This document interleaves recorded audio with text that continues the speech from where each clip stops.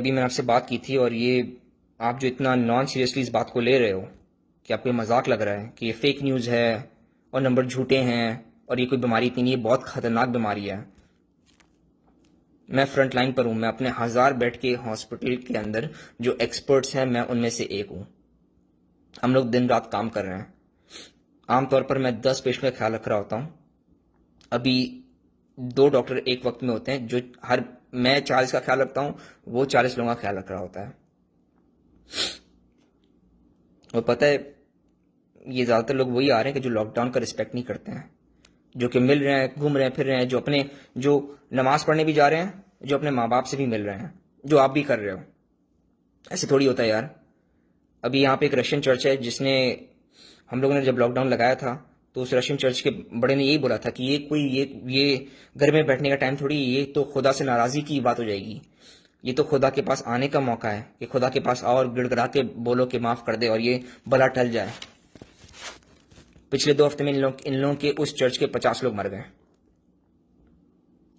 इस हद तक का बुरा हाल हुआ था कि हम लोग को फौजियों को भेजना पड़ा था इनके घरों पे, कि वो घर के बाहर फौजी खड़े हुए थे बंदूक के साथ कि निकलने नहीं दे किसी को। और जैसे ही हम लोग थोड़ा पीछे हटे कि ये लोग घर से नहीं निकल रहे हैं तो चलो पीछे हटो, पीछे हटे तो इन लोगों के यहाँ घर में दावत हुई है, 300 लोगों की शादी हुई थी। अब आ रहे हैं इनके 50 साल के लोग, 40 साल के लोग, 30 साल के लोग, लड़के आ रहे हैं।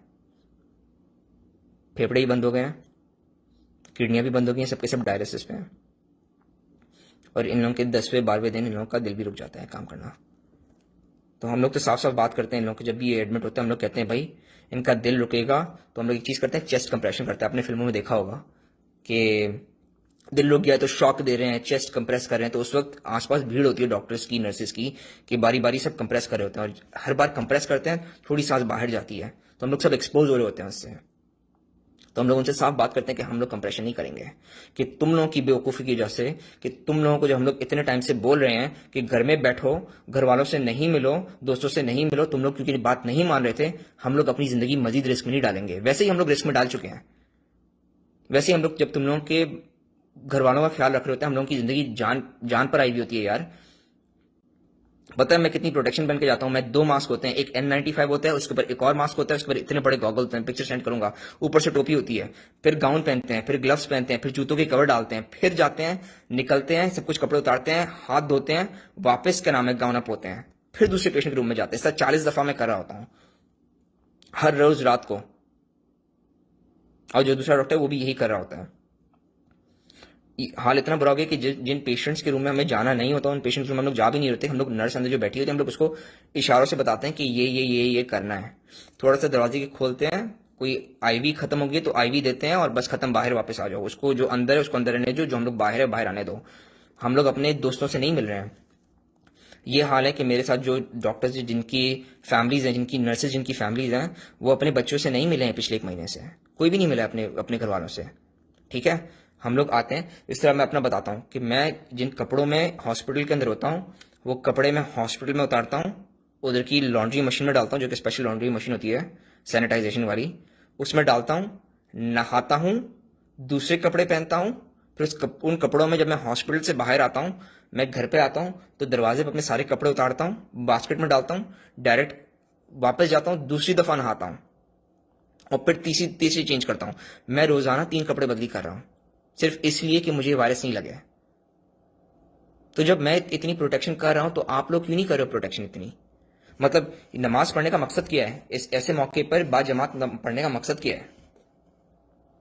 ये तो जिंदगी भर नमाज पढ़ी नहीं है किसी ने। अब वायरस है तो भाई खुदा खुदा खुदा सब नमाज पढ़े हैं, बाजमात नमाज पढ़ रहे हैं। यार एक बंदा चाहिए, सिर्फ एक बंदा, सिर्फ एक बंदे को वायरस हो ना और उस नमाज में पढ़े तो उसकी पूरी सफ वालों को वायरस होगा। तो इस्लामी तौर पे इसका रिस्पॉन्सिबल कौन? क़यामत के दिन कौन कौन उठाया जाएगा? कि जब तुम्हें पता है, जब तुम्हें हर न्यूज चैनल पे तुम्हारी गवर्नमेंट बोल रही है, तुम बाकी लोगों को देख रहे हो, जब तुम्हें पता है बाकी, यार हमारे यहाँ 1000 लोग मरे थे कल रात को, 1000 लोग, 7 पेशेंट तो मेरे मरे हैं। तो यार इसको प्लीज इतना इतना लाइटली मत लो। ये कोई वक्त नहीं है कि आप नमाज पढ़ने जा रहे हो, आप अपने माँ बाप से मिलने जा रहे हो और आपके माँ बाप दूसरे दूसरे अपने भाई से मिल रहे हैं। तो फर्ज करो एक बंदे को है, फर्ज करो मुस्तफ़ा को खुदा ना खास्ता किसी से वायरस लगाए, अपने दोस्त से वायरस लगाए, उसको शुरू के 10 दिन में कुछ भी नहीं पता चलेगा, ठीक है, कोई सिम्टम नहीं आएगा, कोई खांसी कोई नजला नहीं आएगा, पर वो वायरस से इन्फेक्ट कर रहा होगा। सिर्फ बात करते हो ना, सामने भी खड़ा होता है, उसे महसूस होता है ना कि उसके चेहरे पे हवा लग रही होती है, कुछ लोग बात करते हैं थूक उड़ते जाती है, ये सारी वायरस से भरा हुआ है यार, ठीक है। तो ये आप मिले हो, आपको तो कोई बाजार सिम्टम नहीं आ रहा, आपको सिम्टम आएगा 10 दिन बाद, जब वो खांसी, गले में इच होगी, सांस फूलने लगेगी, ये 10 दिन बाद आती हैं सारी चीजें। शुरू के 10 दिन कुछ नहीं होता आपको, पर आप इन्फेक्ट कर रहे होते हो। तो अगर मुस्तफ़ा को हुआ है तो उसने आपके वालिद साहब को दिया, उसने अदनान को दिया, उसने बाकी आपकी बहनों को दिया, ठीक है, अपने बहनोइयों को दिया, और उसने आपको दिया, आप घर पर आए, आपने अपनी अपनी बेगम को दिया, अपने बच्चों को दिया, आप नमाज पढ़ने गए, आपने उन लोगों को दिया, ठीक है। तो इसका जिम्मेदार कौन? ऐसी ऐसी नमाजों का मकसद क्या है कि जब आप जा रहे हो और आप लोगों को, और पता है आप शायद बच जाओगे, आपके वालिद साहब थोड़ी बचेंगे इस चीज से।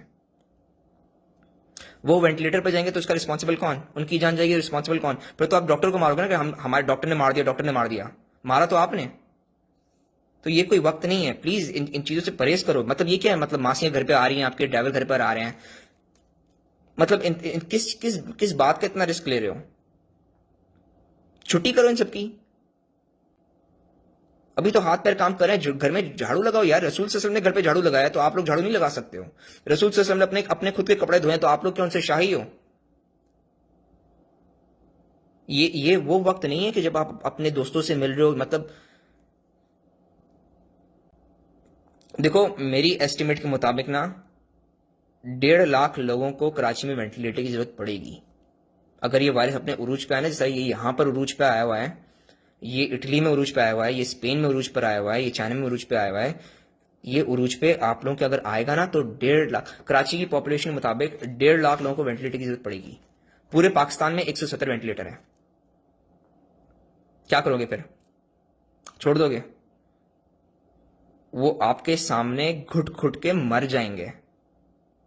हमारे यहाँ जब ये लोग मरे होते थे अपने कमरे में मर रहे होते हैं, और हम लोग फैमिली को बोल देते हैं हम लोग नहीं जा रहे और हम लोग आपको हॉस्पिटल में भी नहीं आने देंगे, आपको बस हम लोग एक फोन कॉल करेंगे कि आपका बंदा मर गया है, ठीक है। और हम लोग रात, मतलब जब हम लोग देख रहे थे कि बंदा जा रहा है, तो हम लोग रात की शुरू में कॉल कर लेते। जब मैं देखता हूँ शिफ्ट में पकड़ता हूँ, पेशेंट की केयर पकड़ता हूँ, मैं देखता हूँ ये पेशेंट जाने वाला है, ये पेशेंट जाने वाला है, ये पेशेंट जाने वाला है आज, तो मैं उनकी फैमिली को शिफ्ट के स्टार्ट में ही फोन करके बोल देता हूँ कि भाई देखो इनकी हालत गंभीर है, मुझे नहीं लगता ये आज रात सर्वाइव करेंगे, आप आके देख नहीं सकते हो इनको, ठीक है। और मैं जो मेरी नर्सेज है ना, मैं उनको भी कमरे से बाहर निकलवा लूंगा, क्योंकि उनको रिस्क पर डालने का कोई फायदा नहीं कि बंदा जाने वाला ही है। और जब ये मर जाएगा तो मैं आपको एक फोन कॉल करूंगा कि आपका बंदा मर गया है, ठीक है। हम लोग एग्जामिन करने भी अंदर नहीं जा रहे होते, वो वेंटिलेटर की ट्यूब डली हुई होती है, उस ट्यूब के ऊपर हम लोग क्लैंप लगाते हैं, वेंटिलेटर डिस्कनेक्ट करते हैं, मॉर्ग में भेज देते हैं, ठीक है। उधर ही उनकी टॉफी तैयार होती है, कफन में उधर ही बांधते हैं और फिर वो आगे ट्रांसपोर्ट हो जाती है बॉडीज। और ये बॉडी को हम लोग दफना नहीं रहे हैं, ये जला देते हैं हम लोग, क्रीमेट कर देते हैं, कि कोई फायदा नहीं है इसको, रिस्क किसी को भी रिस्क पर डालने का कोई फायदा नहीं है। प्लीज इस बात का प्लीज प्लीज ख्याल रखो। 10 दिन बाद ये इफेक्ट लाना शुरू करता है, सिर्फ इस बात का ख्याल रखो। आप मस्जिद में नमाज पढ़ने गए हो, एक बंदे को वायरस है, उसने सांस ली, चलो खांसा उसने, 8 लोगों की अगर गैदरिंग है, सबको वायरस लग गया, ठीक है। उसने नहीं किया, अगर आपको खांसा नहीं, उसने हाँ करके थूका, आपकी चप्पलें उस थूक पे चढ़ी, वो चप्पल पहन के आप घर में आओगे ना, वायरस तो ले आप घर के अंदर, फिर क्या? फिर आपकी बेगम की जब डेथ होगी तो कौन रिस्पॉन्सिबल है उसका? मासियां घर में आ रही हैं, ड्राइवर घर में आ रहे हैं, यार ये प्लीज प्लीज ख्याल रखो। मतलब क्या क्या काम नहीं होता क्या? ड्राइवर की इतनी जरूरत है? और जब जब जब आपकी गवर्नमेंट और आप लोग जब सीरियसली लोगे ना, तो एकदम से ये लोग लॉकडाउन लगाएंगे। लॉकडाउन जब ये लगाते हैं पाकिस्तान के अंदर, तो बिल्कुल सब कुछ बंद कर देते हैं ना, पेट्रोल पंप तो फौरन बंद हो जाते हैं, फिर क्या? ट्रांसपोर्ट कैसे करोगे? नेटवर्क बंद हो जाते हैं, बात कैसे करोगे? कुछ भी नहीं कर पाओगे ना। तो क्या घर में राशन भी नहीं होगा? फिर फाके डालोगे घर के अंदर। प्लीज अपने घर वालों का ख्याल रखो, अपने मासियों ड्राइवर को पैसे देके उन्हें घर पे बिठाओ, उनके अपने अपने घर पे। ये मजाक का टाइम नहीं है, ये बहुत सीरियस बीमारी है और हम लोगों को कोई समझ में नहीं आया है। वेरी ऑनेस्टली, जो भी डॉक्टर आपको बोलता है ना कि इसका ये इलाज है, उसका वो इलाज है, मलेरिया की मेडिकेशन इलाज है, कुछ कोई नहीं है, कुछ भी नहीं है, कुछ भी नहीं है। मेरा एक पेशेंट भी मलेरिया की मेडिकेशन से बचा नहीं है, ठीक है। एजिथ्रोमाइसिन से एक पेशेंट भी नहीं बचा मेरा। ये सब मर गए, सबके सब मर जाते हैं। वो बात अलग है कि मेरे पास जो पेशेंट्स आते हैं वो सबसे बीमार पेशेंट्स आते हैं। मैं आईसीयू के पेशेंट का ख्याल रखता हूँ जो सारे वेंटिलेटर पर होते हैं। 90% लोगों को ये जो बीमारी होती है वो नॉर्मल से फ्लू की तरह बीमारी होती है। वो खांसते हैं, 2 हफ्ते तक पड़े होते हैं जमीन पर और फिर वापस ठीक हो जाते हैं। बट उन्होंने जितने टाइम वो चल फिर रहे होते हैं वो हर किसी को इन्फेक्ट करते हैं। उनके फिर वालिदैन घर पर इधर आते हैं बीमारों के। रशियन का मैंने बताया था, न्यू जर्सी में एक फैमिली थी, उनकी गैदरिंग हुई ना लॉकडाउन हुआ तो उन लोगों ने भी सीरियसली नहीं लिया। तो उनकी फैमिली गैदरिंग हुई थी, सब ने मिलकर ना कहा कि ओ चलो चलो छुट्टियां हैं, चलो मिल बांट के खाते हैं। तो पूरी फैमिली गैदरिंग हुई, फुफियाँ, चाचा, दादा दादी, बेटे क्या नाम है, इनके सारे बच्चे हैं। तो उनमें से एक को खांसी थी। अब उनकी फैमिली के 2 पुपियाँ, 2 चाचा और दादा दादी सब मर गए। तो आपकी इस गैदरिंग की वजह से आपके घर के 6 फर्द मर गए। तो कौन रिस्पॉन्सिबल है इसका? इतनी तप्पड़ है आप में कि आप इनका गिल्ट अपने कंधे पे रख सको। और क़यामत में जब पूछा जाएगा तो आप क्या जवाब दोगे? क़यामत तो लोग बता रहे थे, हमें ही मस्ती थी। फ्लोरिडा में एक पाकिस्तानी फैमिली को मैं जानता हूँ, उनकी शादी हुई थी।